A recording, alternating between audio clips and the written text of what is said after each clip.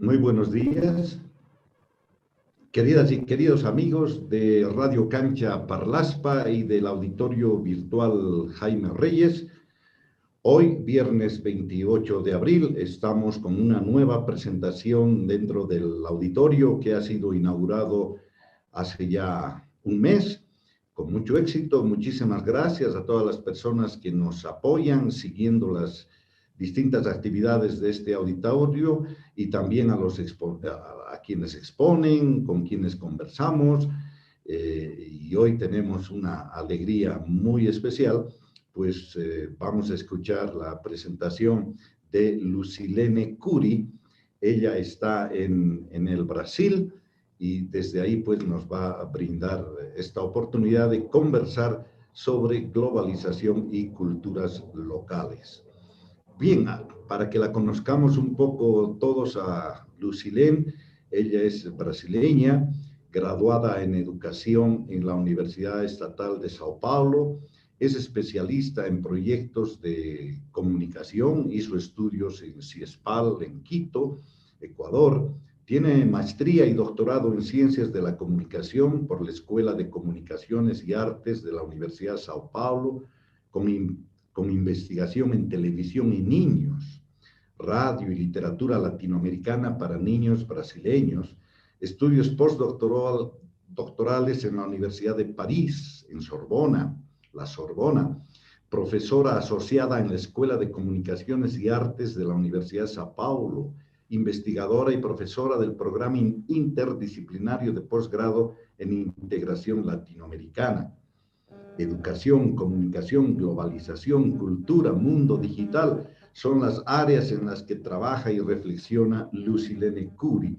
Además, coordina el grupo de investigación de cibernética pedagógica, el Laboratorio de Lenguas Digitales. Dirige también el grupo de investigación de CNP, Movimientos Económicos y Migratorios. Es miembro del grupo de investigaciones del Laboratorio de Innovación, Desarrollo e Investigación en Comunicación. Estamos, por lo tanto, queridas amigas y amigos, con una profesional de una calidad intelectual y de dedicación a sus áreas de trabajo muy grandes. Es una alegría darte la bienvenida, Lucilene, y también a amigos queridísimos que veo que ya están presentes en nuestro auditorio. El caso de Luis Fernando, de quien ya hemos escuchado una presentación, y también está Isabel, gran y enorme alegría, querida Isabel, verte. Con ellos hemos hecho el programa de graduados latinoamericanos en la Universidad de Navarra, y este auditorio, pues, en buena medida está contando con especialistas y colegas que han hecho ese curso en la Universidad de Navarra. Un abrazo para todos. Lucilene, una alegría tenerte en el auditorio virtual Jaime Reyes. Te escuchamos. Adelante, por favor. Hola. Adelante. ¿Qué tal estás, Yo feliz de verlos a todos ustedes y poder nutrirnos un poco de tu vasta experiencia en el campo de la comunicación y de la educación. No, soy yo que agradezco por la oportunidad de verte, de ver a los amigos y de poder hablar un poco sobre todo, pero con una emoción muy fuerte, más fuerte que lo intelectual y que lo racional que tú tanto apuntaste, porque la emoción de encontrar a los amigos es tan grande que va a embotar un poco la intelectualidad. ¿Con videos? No. Pero de cualquier manera, yo soy adepta de que la intelectualidad, la racionalidad, tiene que estar muy, muy junta con la emoción y con el afecto. Por tanto, si algo pasa es por conta de la emoción y eso tampoco me perturba, como saben. Entonces, quiero agradecer a los amigos presentes y quiero decirte, María José, que esto va lo más largo posible para que puedas expandir las ideas que tenemos a la Bolivia y al continente y a Latinoamérica que nosotros tanto amamos, ¿no? Yo hice una pequeña presentación que quiero compartir, con ustedes. La expositora anterior sobre la globalización, María Amalia, está intentando apuntar, pero no sé si logró. Pero de cualquier manera, la idea de esa presentación fue hacer un diálogo con ella y con otras profesoras que estaban presentes en la sesión, porque trataba María Amalia y trato yo de la cuestión de la globalización. Yo empecé por el lado diverso, por el lado contrario, antes que la globalización, por las culturas locales, regionales. Yo trabajo un poco con eso del local global, fundamentada en las ideas del geógrafo brasileño. Sí, ¿verdad? Amalia. Ahí está María Amalia. Oh. Sí. Ahora Sí, me pasa que cambié de lugar, estoy en Mar del Plata y con lugar nuevo listo, pero perfecto. Qué bueno verlo, disculpen. Rojo, está muy bonita de rojo. ¿Viste? Bueno, aquí está en todo. Yo decía lo siguiente, que yo empecé por el lado un poco inverso del tuyo, de la cultura, como empezaste por la globalización.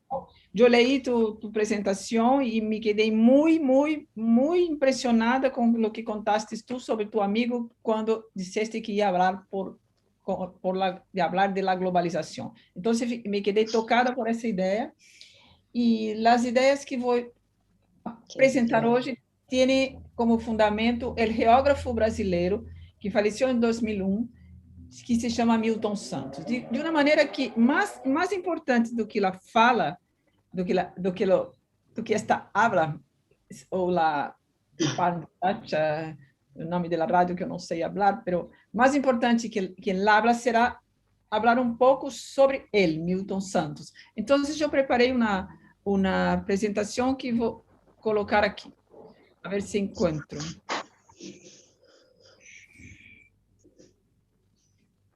Um pouco difícil porque cambiei de computador. Meu Deus. Como me pasó a mí.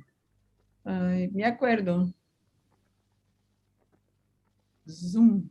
Deseja gravar a tela deste computador. Negar. Então, a ver se consigo apresentar. Se não, hago o mesmo que tu. Hablo. Me acuerdo que tu tenías... Ou se puedes poner tú a apresentação para mim, Amália. A ver. Eso puede ser una buena idea. Voy a intentarlo. A ver. Mientras eso voy hablando. Entonces, iniciando por las cuestiones enviadas pós-presentación da profesora Amália sobre globalización y los valores regionales, podemos refletir sobre el mundo globalizado de hoy y sus principales consecuencias en la vida de las personas en sus respectivas culturas locales. O sea, ¿cómo se encuentra el ser humano hoy en las ciudades donde vive? ¿Cómo se movimenta? ¿Cómo se comunica en el contexto de la cultura con la influencia irreversible de los diversos aspectos de la globalización? Entonces, esta pregunta clave. cómo se encuentra el ser humano hoy, en las ciudades globales o en las ciudades chicas o en las aldeas, cómo él se movimenta, cómo circula, cómo se comunica, en el contexto de su cultura propia, pero con la influencia irreversible de la globalización. E aí, já passamos imediatamente por lo que disse Milton Santos sobre a globalização. E aí, novamente, seguimos juntas, eu e Amália, porque nossos estudos, que vêm desde que me fui à Espanha em um congresso, e um professor de geografia me mandou um livro para entregar a Milton Santos, que eu, por acaso, não o conhecia. Então, nós quedamos, não posso dizer amiga, pero amiga, e trabalhávamos muito juntos. E ele faleceu em 2001 e eu não tenho nenhum, nunca mais encontrei outra pessoa para conversar, como conversávamos sobre globalização. Eu ia. ¿No consegui, no lograste, Amalia? No, ¿sabes qué pasa? Que entré en el celular y tengo tu presentación en la computadora. Ah, no podría haber abierto el mail desde el celular. Ahora mismo estoy abriendo el Zoom desde la computadora para poder entrar al doc. Entonces, Milton Santos denominou essa globalização que trabalhamos nosotras, por lo menos as duas, de globalização perversa. Esse é o título que ele deu à globalização, ha dado à globalização. Ele que se debruçou sobre o tema da globalização, escreveu inúmeros livros, dentre eles Por uma Outra Globalização, que aqui está. Podem ver? Podem ver? Sí, perfecto. Também está de rojo la portada. E então,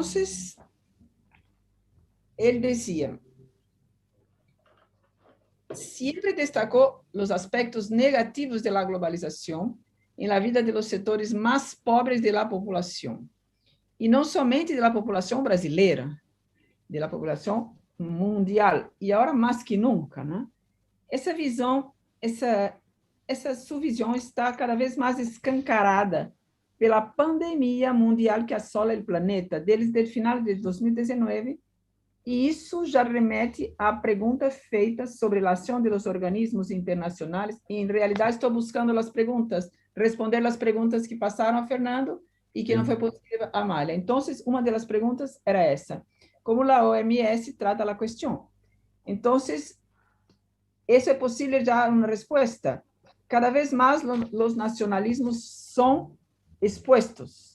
Los nacionalismos de Europa, los nacionalismos de Estados Unidos, los nacionalismos... Qué lento que estoy, Dios mío, ¿cómo tendría que estar? No se preocupe, Amália, eu busco em seguida. Em el caso de las vacunas, por exemplo, sem que se necessite, eu não vou falar em nenhum aspecto político, zero, nada, não vou falar, porque isso é outra questão e não me interessa focar aqui, uma vez que a questão é da cultura. Então, países pobres e países ricos, todos com a mesma questão, não há vacunas, não há vacunas. Em los mais ricos, sim, agora há, e agora estão sendo distribuídas, mas já 2019, há muito tempo, não? Então, nós vimos a questão em el Equador, nós nos quedamos assim barbarizados, mas agora vimos a questão aqui na Amazônia, nos quedamos barbarizados também. Agora temos a questão em toda parte do mundo. Índia, basta ver Índia. Como pode estar Índia desta maneira agora? Então, a questão, resposta à questão essa de la OMS. Então, também com muitos problemas. Agora, por sua vez, o outro autor com quem eu trabalho muito, que é Edgar Morin, ele é sociólogo francês, principalmente em este livro. Podem ver? Eu, o único que vejo é a imagem de Amália. Eu não vejo a tela toda, não sei por que estou assim. Movete a participantes. Pero não poderia ser assim, né? No debería ser así. ¿No tienes como arreglar eso, María José? Me parece, a ver, vos tendrías que ir a donde dice participantes para ver todas las pantallas. Igual nosotros yo te estoy viendo a vos perfectamente. Está bien, entonces. O sea que supongo que también Fernando, Isabel, los demás te estarán viendo. Sí, entonces Como bien. te veo yo. Ahora voy a ver si logro lo que estoy buscando, pero te escucho atentamente, ¿eh? Ok, este otro libro, yo trabajo con él también por la cuestión de la globalización y Edgar Morin tiene dado muchos ejemplos ahora en la pandemia. Bueno, entonces él define que la globalización comenzó a se designar así a partir de 1990, sendo a última etapa de uma história que começou em el fim do século XV e que é a história do que se pode chamar de era planetária. Todos os continentes estão ligados uns a los outros e tudo isso todo começou com a circunnavegação, ou seja, a volta ao globo e com a conquista de América. Portanto, estamos nós completamente imbuídos en esa cuestión de la globalización. No logro poner. Bueno, sigo por aquí. Nisso seguimos estudiando nuestras culturas y para... Una cosita, acabo de compartirles a todos la presentación en el WhatsApp donde dice auditorio, el que creó Fernando, de manera que el que quiera seguirlo a través de las transparencias puede hacerlo fácilmente. Igualmente te digo, tu exposición es clarísima. Se puede seguir sin la presentación, pero bueno, ya que la tenemos, aprovechémosla. Tenemos un video ahí, por eso precisaba compartir. También el video al final, espectacular. Ahí hacemos clic, lo vemos todos, no va a haber problema.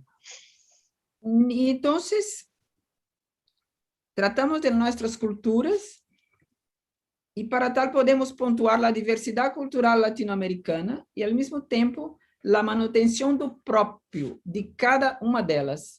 Aunque el pensamento único, hegemónico de la globalización esté siempre presente en un movimiento que se puede denominar de resistencia cultural. Yo quería puntuar exactamente eso, un movimiento de resistencia cultural o de resistencia de las culturas preexistentes, de forma, y ahí viene lo que empiezo hoy. Yo no había pensado en esta idea, no había tenido esa idea, pero a tratar de esta presentación me pareció una idea que me apareció. Entonces, de forma consciente, esa resistencia de las culturas se hace de forma consciente, a través de muchas lutas, às vezes sangrentas, o mesmo de modo inconsciente. E isso é lo nuevo para mim própria, mientras elaborava isso. Às vezes de modo inconsciente, através de uma maneira natural de ser de cada pueblo, su idiosincrasia. Ou seja, encontram-se aí em movimento as reações da cultura popular local e herdada. E isso parece lo nuevo para tratar aqui. Então, aunque com a globalização, aunque com a necessidade caminar, de circular por essa globalização que muito bem falou Amália, a globalização econômica que hace todo, então que domina todo. Então, apesar, aunque assim, a cultura resiste, a cultura pré-existente ou a cultura popular, local e a herdada. E aí hablamos de América Latina, é milenar, né? Então, la lucha armada, la lucha de los pueblos, que no precisamos hablar aquí, todos conocen, y la Amalia de la Argentina conoce de manera armada, nosotros conocemos de otra manera, los indígenas expropiados, toda la América Latina. Entonces, eso, pero también se da de una manera natural. Yo no sé, yo pensé mientras escribía eso, que el caso brasileiro é um pouco diferente. Não sei se estou sendo ingênua, inocente, pero es diferente. Entonces yo he visto una palestra sobre la ciencia en el mundo y vino un premio Nobel y él dijo que ha estado en Brasil y nunca más logró ser la misma, porque la diferencia de cómo vivíamos nosotros aquí, ella es del este europeo, cómo vivíamos nosotros, cómo trabajamos y cómo viven los demás pueblos. Yo no sé qué cosa tenemos. Yo me arriesgo a decir que puede ser también por la nuestra miscigenación. Entonces, el blanco, el indio y el negro. Yo pienso que en eso estamos. Quien dijo eso muy bien fue Darcy Ribeiro, que creó la Universidad de Brasilia, que tiene el mejor tratado sobre esa miscigenación. Entonces, por ahí vamos. Seguindo el camino, elaboramos uma proposta de diálogo, inicialmente com a professora Amália, que aí está presente, e a seguir com o público. Aqui reunido, havia várias professoras que pensamos juntos a fazer um diálogo e publicar isso. E eu amanheci com a ideia do título do diálogo, e invito a toda a gente que está aí, a tu, Isabel, Luiz Fernando, e também ao companheiro Ada Libi, eu não saberia dizer o nome, mas que está também aí, que podemos fazer isso em conjunto para publicar em alguma coisa, em rádio ou alguma outra coisa. E então, para que o tema venha a ser mais coletivamente abordado através do próprio de cada pesquisador, de cada investigador, do local onde se vê, onde ele vê o mundo, perdão, do local onde se vê o mundo. Essa é a diferença, porque al estar en Polonia, ves el mundo de una manera, imagino, diferente de estar en China, diferente de estar en São Paulo, diferente de estar en el Ecuador, diferente de estar en Washington, diferente de estar en Lima, diferente de estar en Cochabamba. Entonces, pero esa es la cosa a ser elucidada, cómo la gente ve el mundo a partir del propio, porque el propio es fuerte, el propio dice mucho, el propio... en mi opinión, más fuerte que el global. Y entonces, en esta cultura donde está inserido. Por tanto, la idea era hacer una publicación con ese tema que ya enseguida les hablo. Entonces, y ahí siguen la pauta de las discusiones dos otras cuestiones. La primera, que esa es tuya, Amália, por eso se llama un diálogo, ahora estás con la tuya. ¿Cómo afecta el proceso de globalización cultural afro-latinoamericano en la metamorfosis de la igualdad de derechos en los carriles de ida y vuelta, en particular de la afro-bolivariana? Eso se puede responder ahora mientras yo intento hacer aquí la presentación y vuelvo para la segunda, ¿ok?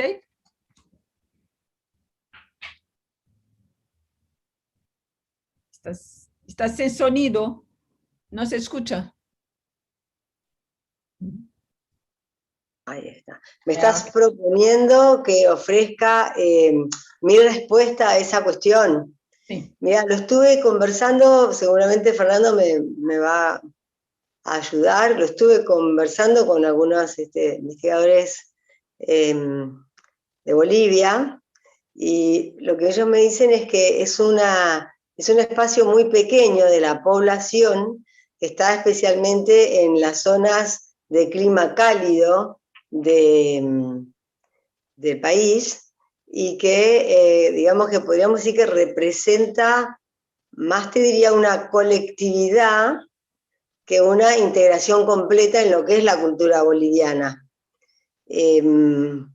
La verdad que como yo no conocía esta situación, en parte no la conocía también porque acá en Argentina ese mix, por decirlo de alguna manera, esa combinación se dio de forma muy, muy limitada, en parte por el clima, en parte por la fiebre amarilla y en parte por la liberación de vientres, que fue muy anterior a otras culturas.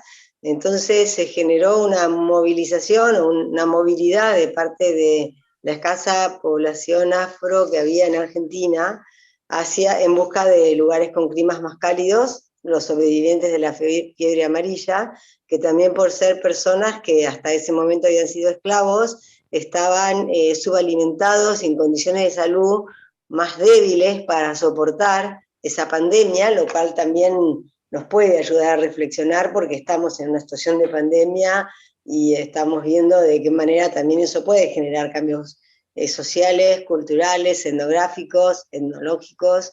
Entonces, sinceramente, la respuesta que yo tendría para esa pregunta que llegó al grupo es esa, sin ser una investigadora sobre el tema, y a la vez también reconociendo que la experiencia de Brasil es enorme en esa cuestión de integración de la cultura africana con la cultura originaria de los pueblos americanos y con la incursión de, podríamos llamarlos los colonizadores, los que nos descubrieron, como decía Lelutier, los que nos descubrieron, que en un punto también es bastante distinto en el caso concreto de Brasil, porque Brasil tiene esa mayoría portuguesa y además porque Brasil en sí mismo es un continente en un punto, ¿no? O sea, como que los demás somos periféricos, somos territorios periféricos del continente brasilero. No sé qué opinas, Lucy. No, claro que no. Exagerando desde ya, pero me parece lindo también reconocer eso, ¿viste? Que hay una diversidad muy grande, pero que justamente esa diversidad es lo que hace, lo que genera los regionalismos y que en un punto es lo que se encuentra frente a esta pretendida globalización que pretende también ser homogeneización. El otro día, ayer justamente, tuve la enorme oportunidad de participar en un diálogo con Pepe Mujica, y los invito a los que quieran porque está disponible en internet, fue ayer a la tarde, con motivo de el Día de la Tierra, y entonces él explica ahí cómo ya ha habido muchas globalizaciones anteriores, y concretamente se refiere al Imperio Romano, ¿no? O sea, como que los distintos imperios han intentado generar globalizaciones de lo que era el mundo conocido en ese momento.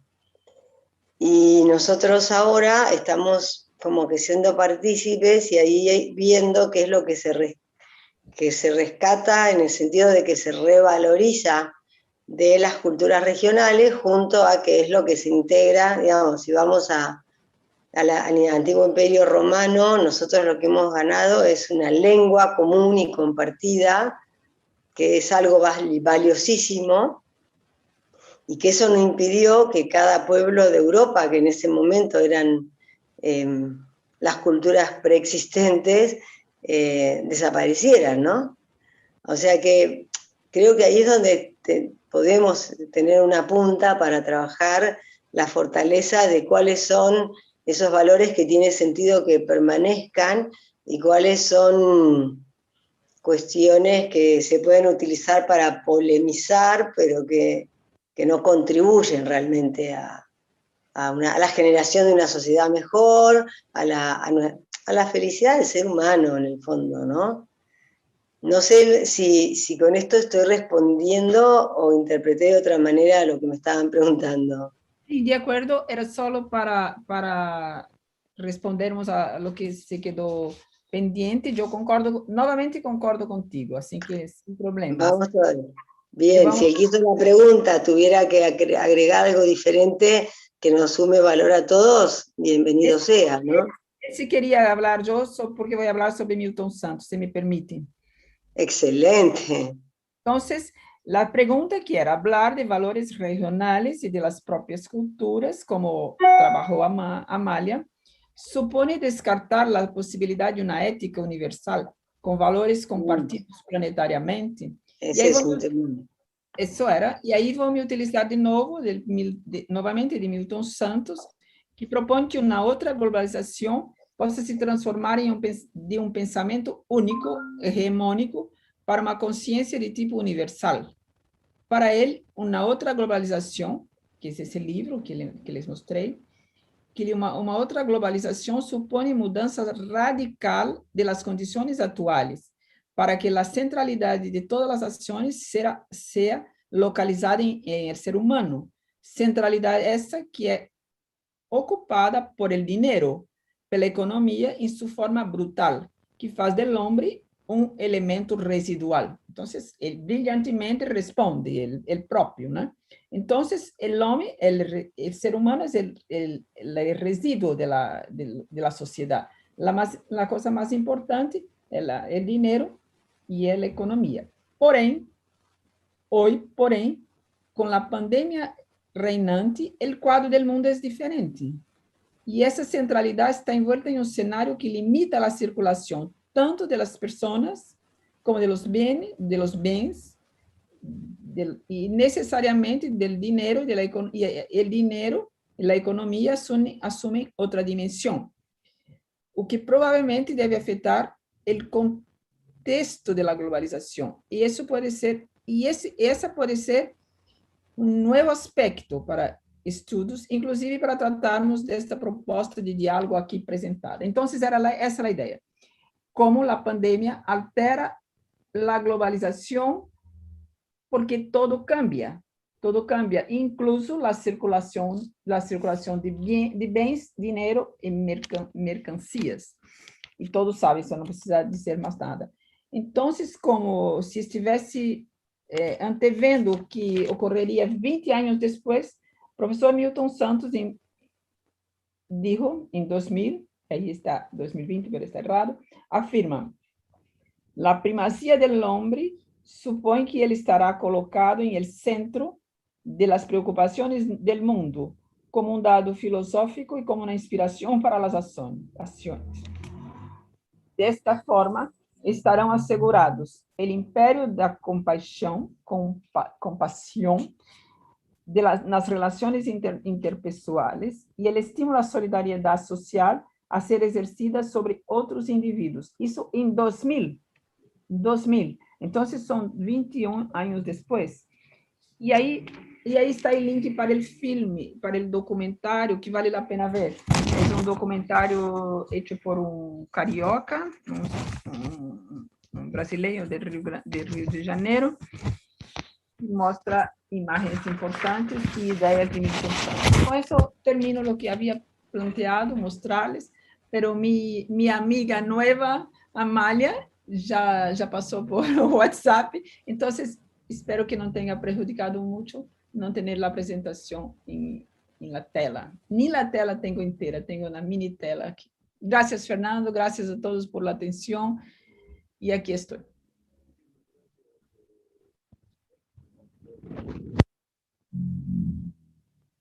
Não te escucho. Não tenho sonido. A ver, ¿quién está? A ver. ¿A mí me escuchás, Lucy? Sí, a ti escucho. Está sin micrófono, Fernando. No está conectado. Ahí está. No, yo Listo. estoy con micrófono. Ahora sí. Bueno. Bueno, agradecía yo a Lucilén por todos los temas que nos está dejando como motivación para las reflexiones, para los debates. Creo que eso es lo que busca precisamente este auditorio virtual. Como es nuestra costumbre, después de la presentación inicial, abrimos el micrófono para preguntas, comentarios de los asistentes. Ya hemos dado la bienvenida a los que estuvieron desde el principio, pero después se han incorporado dos colegas muy apreciados por mi persona y muy bien valorados aquí en Bolivia por todos los estudios que han hecho en el ámbito de la comunicación. Se trata de Adalid Contreras, que seguramente desde México, ¿no?, nos está siguiendo. A propósito de Adalid Contreras, yo envié al grupo que tenemos de auditorio virtual un último artículo que él escribió, muy desafiante en cuanto a lo que está sucediendo con la comunicación, con la teoría y con los medios, precisamente en este mundo globalizado. También lo he invitado a Adalid para que sea parte de este auditorio. Nos falta fijar una fecha, Adalid, para que podamos estar presentes, ¿no? Y también a Marcelo Guardia, un colega de la Universidad Católica Boliviana que ha trabajado y ha publicado muchos libros sobre comunicación y cultura. Así que es un especialista del tema y nos va a encantar también escuchar su opinión o sus inquietudes al respecto. Entonces, bueno, a Isabel ya la saludé, ¿no? A Luis Fernando también y a todos los que están presentes un cordial saludo. Bien, entonces abrimos el diálogo, no sé, Adalid, Marcelo, Isabel, Luis Fernando, si quieren hacer uso o cualquier otra persona, adelante, por favor.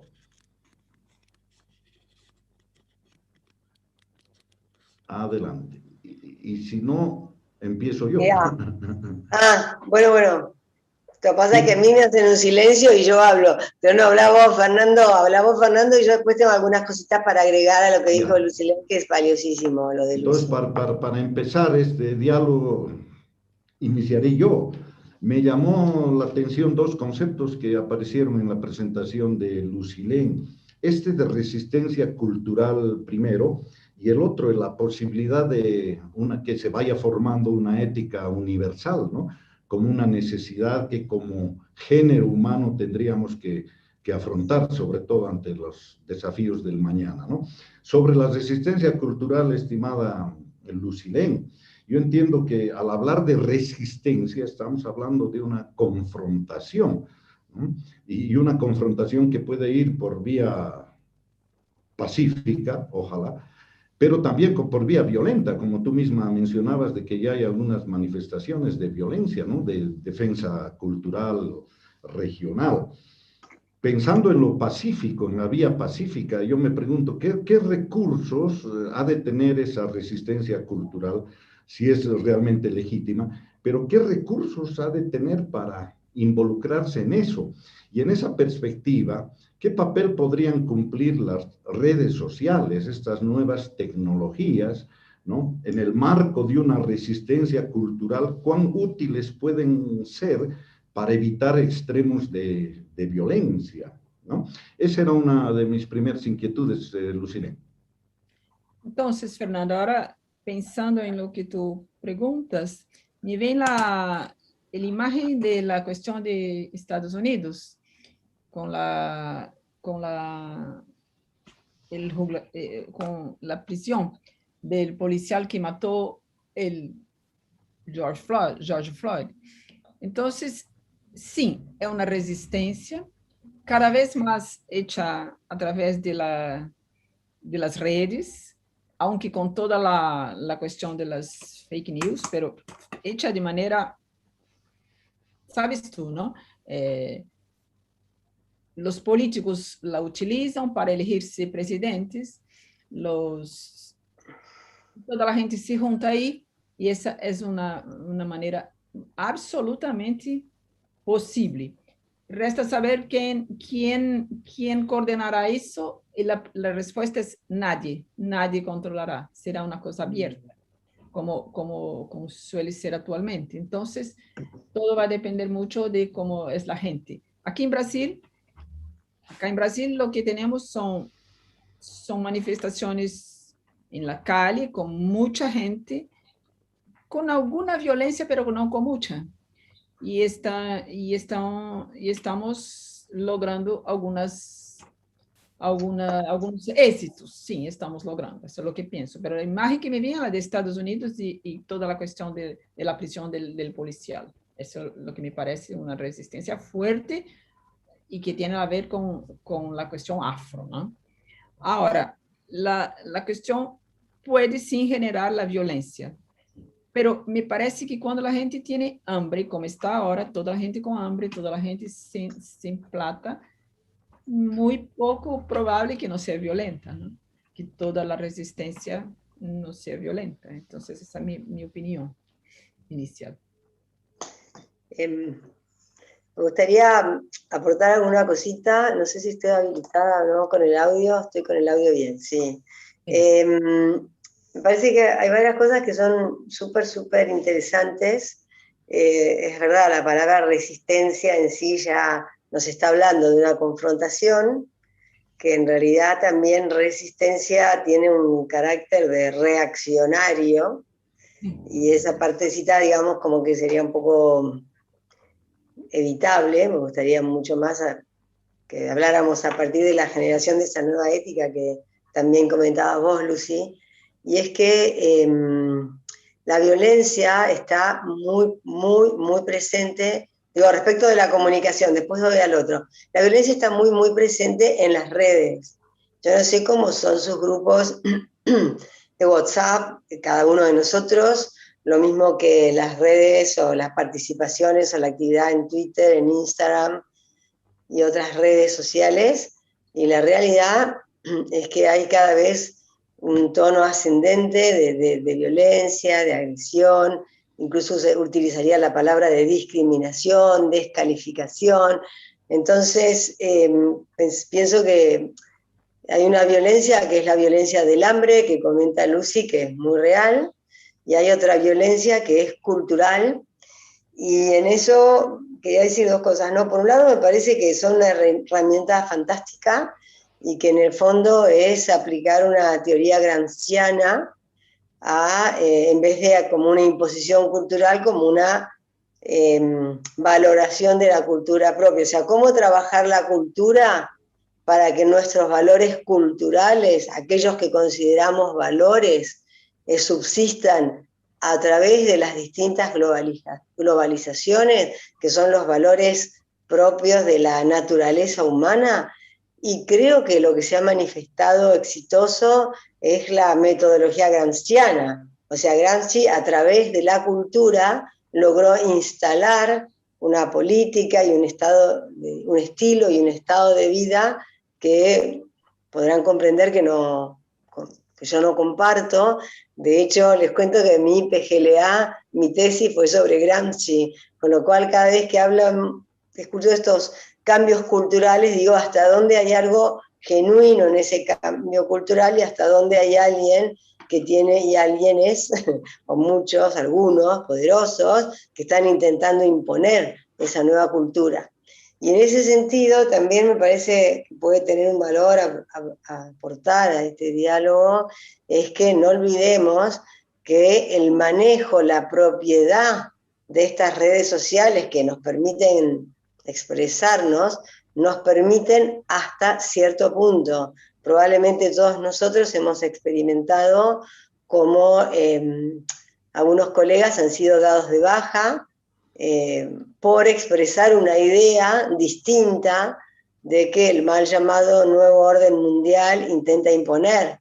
Entonces, si yo expreso a través de las redes libres, supuestamente libres, algo que desentona, de nuevo, ¿no? Una voz que desentona en el coro, esa voz será eliminada del coro, porque difiere de la estructura que están intentando generar, olvidando esos valores culturales. Por eso me parecía valiosa la referencia que hacía Mujica a la globalización del Imperio Romano, ¿no? Es decir, una globalización que genera un lenguaje común, y ahí también hay un valor, perdón, pero fui anotando un poquito sobre la base de lo que hablaban, lo que decía Lucy, que también me pareció valioso, y no registré el nombre del autor, pero lo tengo en la presentación, con lo cual lo voy a googlear y voy a interiorizar un poco más en él, que es que esa nueva ética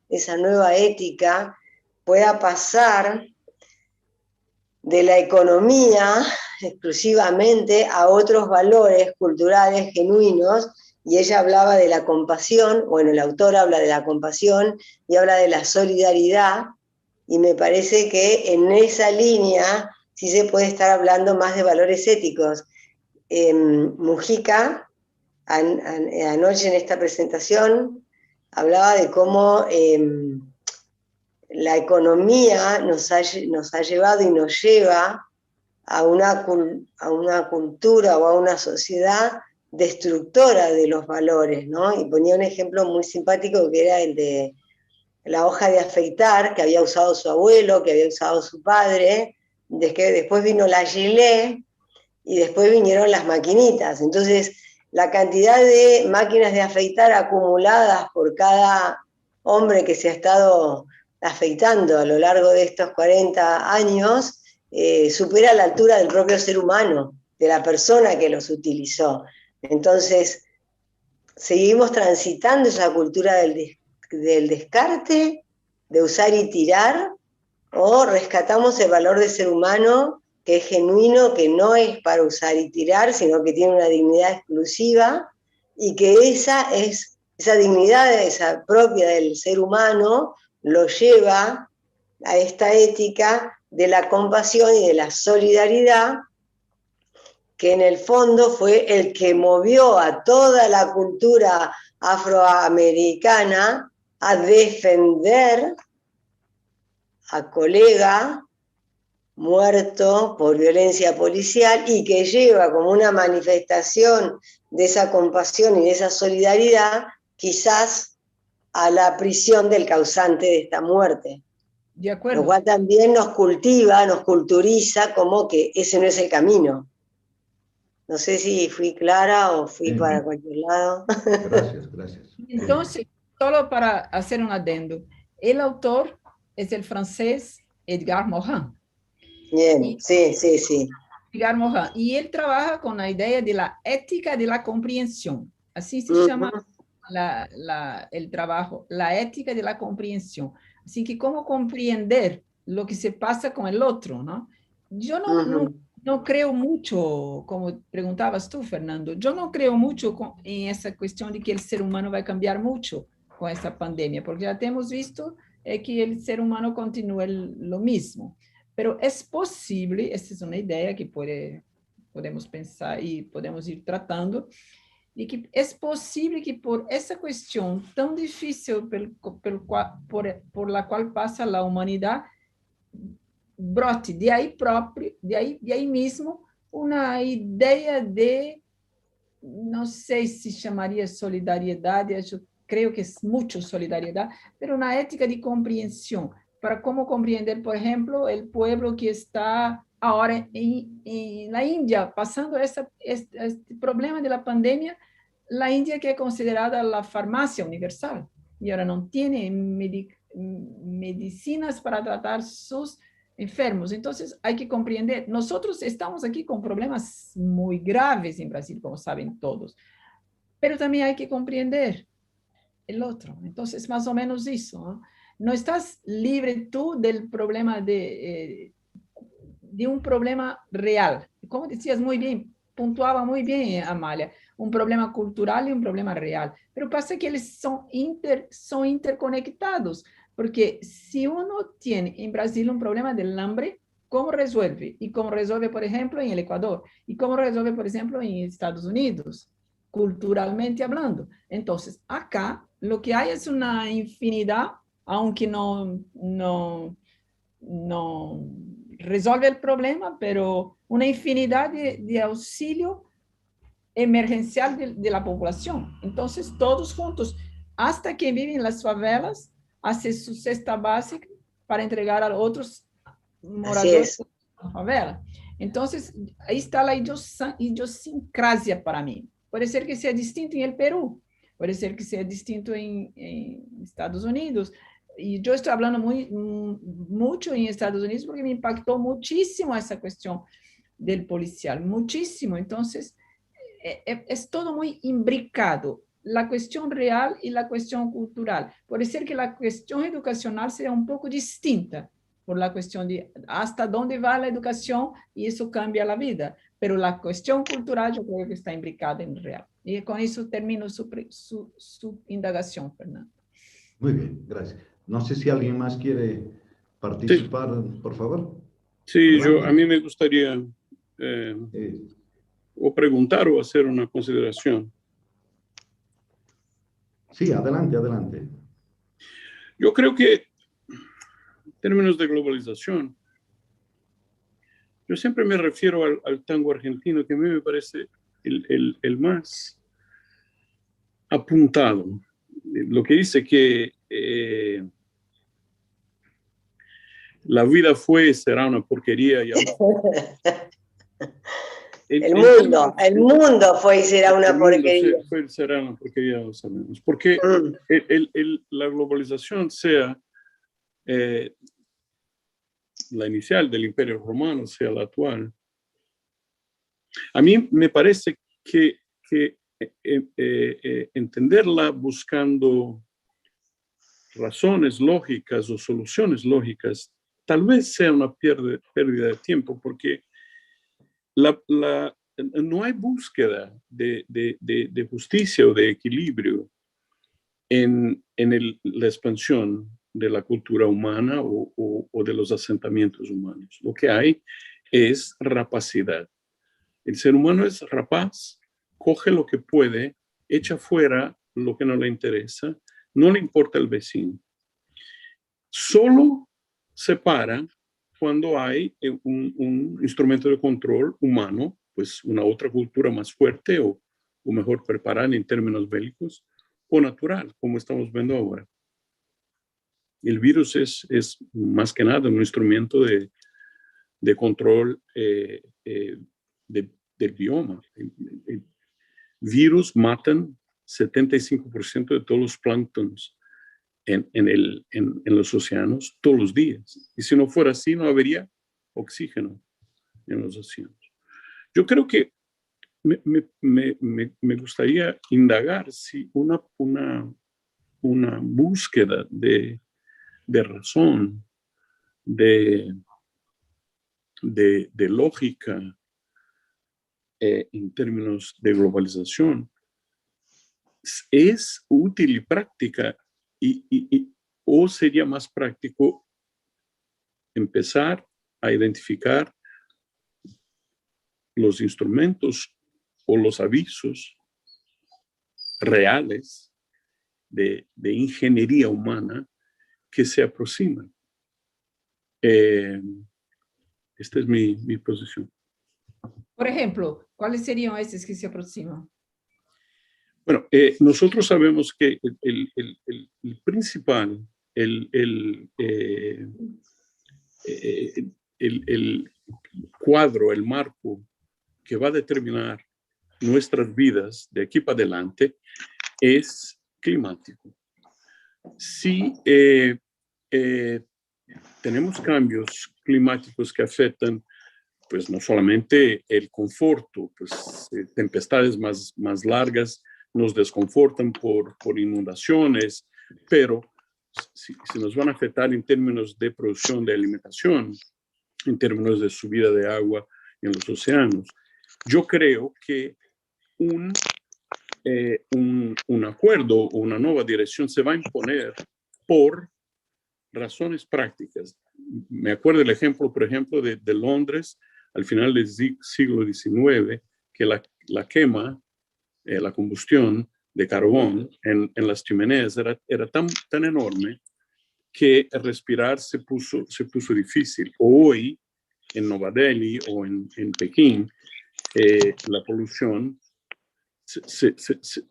pone la convivencia a un punto tan difícil que hay que buscar soluciones. Entonces, a mí me parece que el ser humano busca soluciones no por una cuestión de justicia o de lógica o de equilibrio, pero sí cuando no hay otra solución. Una cuestión de sobrevivencia, ¿no? Sí. Eso dice Edgar Morin. Ahora no sé si puede encontrar.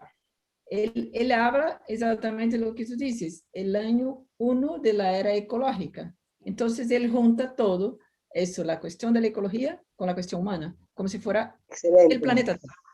Esa es la cuestión del planeta Tierra que está en discusión. ¿Hasta cuándo el planeta Tierra existirá? ¿O será que Marte, que está tan en moda ahora, no venga para quedarse? No, la cuestión no es el planeta Tierra. El planeta Tierra sí va a resistir porque resistió a cataclismas naturales, volcánicos y de otras formas, glaciales, con facilidad. Que no va a resistir el ser humano, que es un huésped en el bioma. En ser humano. El planeta no tiene problema, quien tiene problema son los ocupantes. Claro, pero el ser humano, hasta ahora sabemos, está en la Tierra.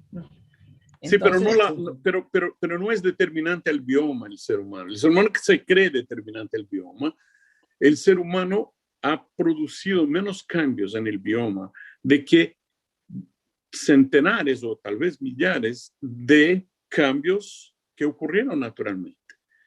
La capacidad del ser humano de prejudiciar el bioma es muy limitada. El planeta tiene fuerzas gravitacionales, de temperatura, de mareas, que son infinitamente más fuertes de lo que con toda nuestra industrialización o destrucción de vida en los océanos podamos causar. Lo que creo que no está muy claro para la gente es que como niños que no saben que hay electricidad en la toma de la pared y ahí meten el dedo, y el niño cree que el dedo es el importante, no se da cuenta de lo que está en la pared, es un poco más fuerte, digamos, de lo que pensé él, ¿no? Buenísima comparación, realmente nunca había escuchado, me parece genial la comparación, ¿no? Sí. No sé si ¿Alguien más que quiera hacer uso de la palabra, por favor? Marcelo, sí, Marcelo, adelante. Isabel, que está calladita. Perdón Marcelo, por la hola. imagen, estoy contra luz, pero quiero que sepan que no soy un robot, que soy una persona.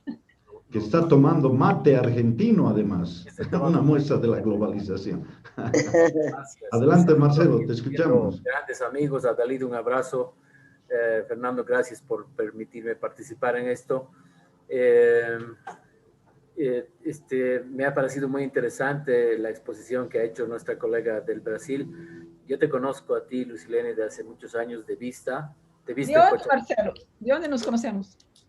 En Cochabamba, viniste a un evento de video en el año 89, si no me equivoco. Sí, verdad, después le cuento la historia toda. ¡Qué grande! Después le cuento la historia toda. Sí, había toda una cantidad enorme de gente de toda América Latina y tomamos mucho vino y mucha cerveza y todo aquello que no vale la pena contar. No voy a contar nada. No, o sea, lo del mate es para disimular. Esto es para disimular. No conto porque son muchas historias en ese viaje. Así es.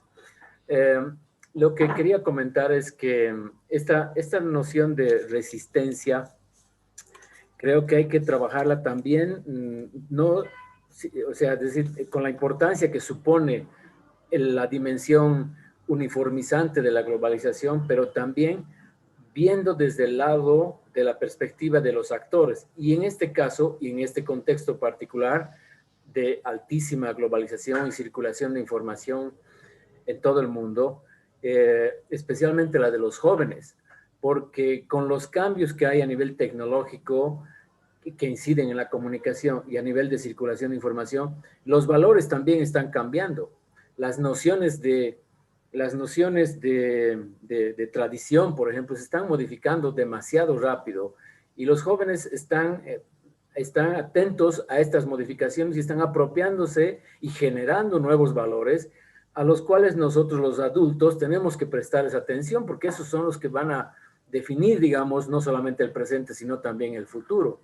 Entonces, pienso que es importante tomar en cuenta eso porque estamos frente a fenómenos cada vez más interesantes, cada vez más novedosos y especialmente en las redes sociales donde se están generando estas nuevas formas de resistencia, no en el sentido de estoy resistiendo, digamos, a la invasión, porque la globalización es una negociación también y es el joven el que acepta, el que busca y el que quiere participar de espacios simbólicos mundiales con todo el derecho que le asiste, porque ya no se puede pensar que las culturas se van a reafirmar solamente en base a sus tradiciones locales, ¿no? La tradición y las nuevas identidades globales son tanto o más importantes que las antiguas, a veces. Y ahí se están dando resistencias de orden político, y en las resistencias de orden político tenemos un gran espacio que son las redes donde pese a todo, pese a los algoritmos, pese a las manipulaciones y pese a todo, existe libertad de expresión, cosa que ya no existe en los medios masivos de comunicación. Los medios de comunicación han sido controlados hace varias décadas, ya no es posible pensar en una democratización de la opinión pública en ese espacio, sino más bien en las redes, donde las personas dicen y hablan en lenguajes populares, en lenguajes tradicionales o lenguajes modernos, ideas que están generando oposición, que están generando transformaciones, ¿no? En nuestro país, en Bolivia, pues no podríamos entender lo que ha pasado el 2019 con la caída de Evo Morales, no podríamos pasar lo que ha pasado con el triunfo del MAS el año pasado sin entender lo que ha ocurrido en las redes sociales. Eso quería comentar. Completamente de acordo, Marcelo. Isso era uma coisa que faltava em essas reflexões. Pincelamos solamente, pero e estás invitado já a ser com nós o trabalho, porque essa é uma coisa importantíssima. Tú dices muy bien, ¿la resistencia de la cultura será posible esa de los ancestrales o será que ya está todo una cosa más híbrida? Esa es una pregunta importante. Y yo concordo plenamente con la libertad que hay en la red, a pesar de, aunque con toda la cuestión de la violencia, como habló Amalia, y con la cuestión también de las fake news y con la cuestión de la no profundidad de las cosas, pero una cosa a trabajar. Entonces, ya podemos hacer una red para ese trabajo. Si opinan, alguien empieza, si quieren, yo empiezo, pero podrían me mandar los emails, yo puedo empezar y ahí trabajamos con esa idea de qué globalización estamos hablando hoy, incluyendo las ideas del planeta y de que el hombre es un mero espectador en el planeta, y con esa idea de las redes que tú abordaste muy bien. Yo estoy completamente de acuerdo y es muy posible que hagamos un trabajo o para la LAIC o para FELAFACS o para algo que piense Fernando. Sí, ojalá podamos avanzar en eso. Sería un aporte muy concreto por parte de este grupo de reflexión.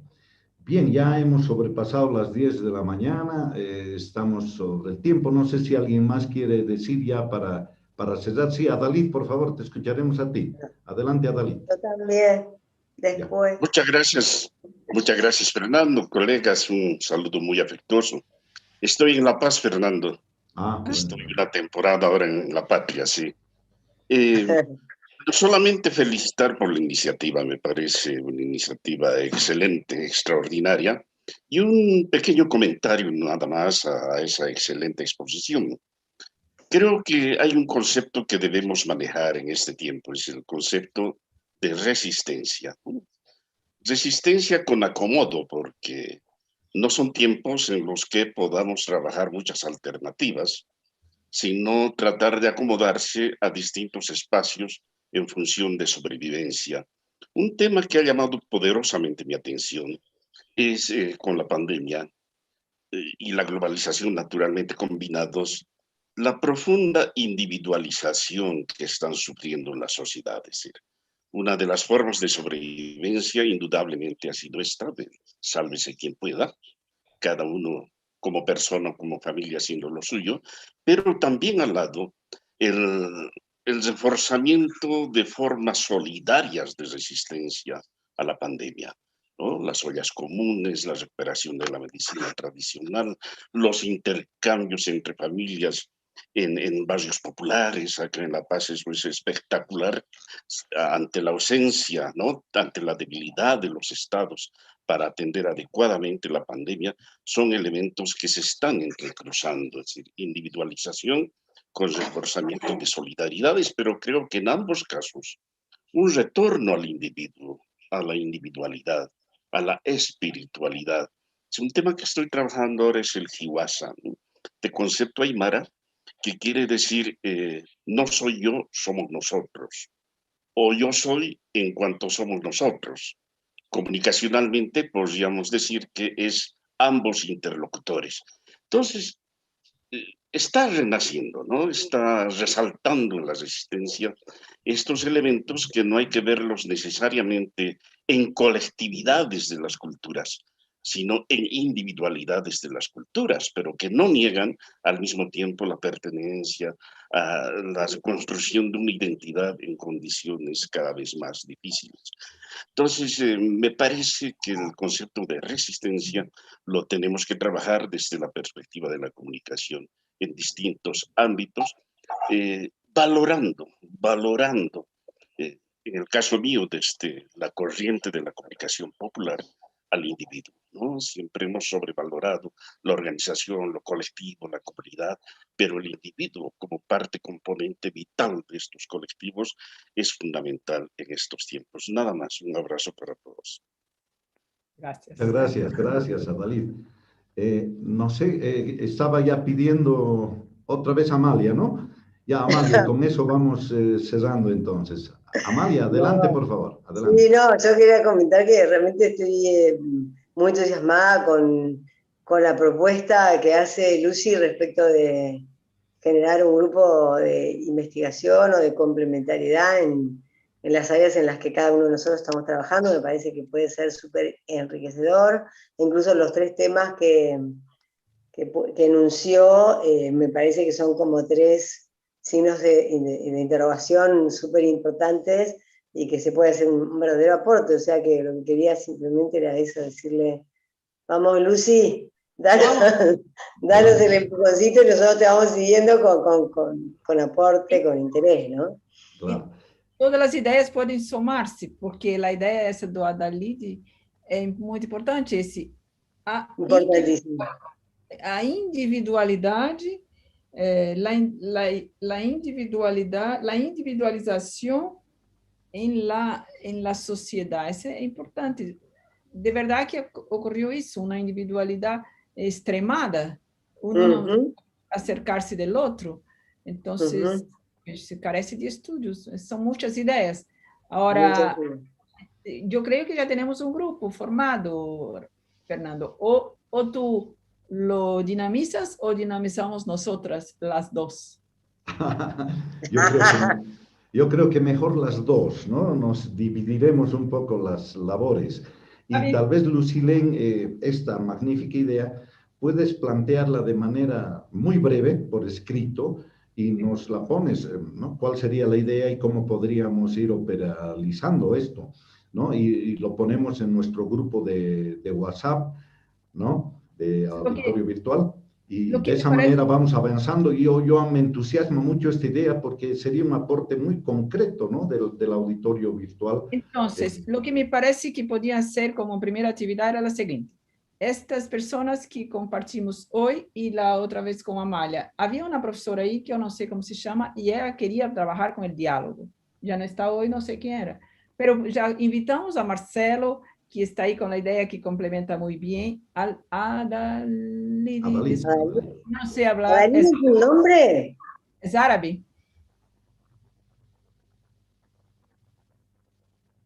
Está sin micrófono, Adalid. Árabe.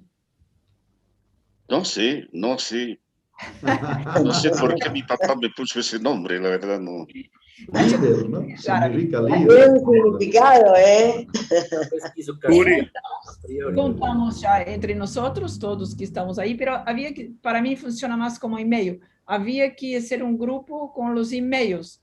Yo no sé si podía distribuir tú, sí. Fernando, Eso sí puedo email para estos, o estos distribuyen para mí, ou para Amalia, e aí juntamos, eu sim poder escrever a ideia inicial, e aí podemos pedir um apoio para a Laik, por exemplo, porque vai vir aí o Eric, que está programado para um dia aí, e já podemos propor a ele que nos ajude com essa ideia, ele que faz parte da Laik. Claro. Eu tenho uma pergunta. Sim. ¿Ustedes proponen trabajar sin ganar? No. No, porque es que somos viejos. ¿Para qué trabajar? Vamos a un bar, tomamos una, hablamos. ¿Pero para qué trabajar más? Escribir y no. Dice Fernando está ganando dinero ahora. Tienes razón. Yo no quiero trabajar, no quiero hacer nada. Yo quiero tomar. Pero si bueno, podemos juntarnos para tomar un trago, ¿cómo así? Sí, ya, un trago ya está, pero ¿por qué cambiar emails y hacer proyectos? No. Bueno, ya sabemos quién no va a participar. Sí, nos juntamos cada uno con nuestra botellita y le damos. No se aunque sea por Zoom. Bueno. Creo que ese es nuevo paradigma, tienes razón, y se junta Luis Fernando, que dice que está a ganar dinero. Muy bien. No, yo no, ni siquiera, es que yo no quiero trabajar, no quiero hacer nada. Muchísimas gracias a todos. Ojalá podamos avanzar en esta iniciativa, ¿no? Entonces, vamos, yo mando los correos electrónicos para que tú monitorees desde Sao Paulo, ¿ya? De acuerdo. Bueno, de acuerdo. nos vamos a despedir agradeciendo a Radio Cancha Parlaspa, al auditorio virtual, a su directora María José. Isabel, no sabes la alegría que me da verte en pantalla, te mando todo mi cariño, Isabel Paz y Miño desde Ecuador, y a todos los que han estado presentes. Pues muchísimas gracias. La próxima semana tenemos a Eric Torrico, justamente tú te referías a Eric, ¿no? Sí, también nos conocemos ahí con Marcelo en Cochabamba. Yo conozco a Sí. Eric ahí también. El próximo 30 de abril va a estar, no, la fecha no está bien, pero es el próximo viernes que va a estar Eric Torrico con el tema Situación actual del pensamiento crítico latinoamericano en el campo comunicacional. Después viene otro prestigioso intelectual boliviano, Carlos Arroyo. Después tenemos desde Argentina 2 presentaciones, José Luis Orihuela desde España, y como les anuncié, ojalá Adalid, queremos coordinar con él también una presentación de Adalid Contreras en nuestro auditorio virtual. Muchísimas gracias a todos, un abrazo, ha sido muy saludable, muy desafiante tu presentación, querida Lucilén, el apoyo de Amalia, de todos ustedes. Cedo la palabra a María José para que cierre, por favor, el auditorio virtual de la fecha. Muchas gracias. Bueno, muchísimas gracias, Lucilén, por haber participado del auditorio virtual de Radio Cancha Parlaspa, y a todos los que han estado en la sala también, por sus aportes, a Marcelo, a Dalit, a Fernando, a Amalia. Realmente ha sido un conversatorio muy interesante y esperamos seguir contando con ustedes en los próximos conversatorios, porque de verdad son personas que tienen mucha experiencia, mucho que contarnos, y esperamos que sigan participando. Radio Cancha Parlaspa les agradece, les manda un abrazo grande a todos hasta donde estén, y será hasta la próxima. Muchísimas gracias. Chao. Chao, chao. Gracias, chao, chao. Gracias.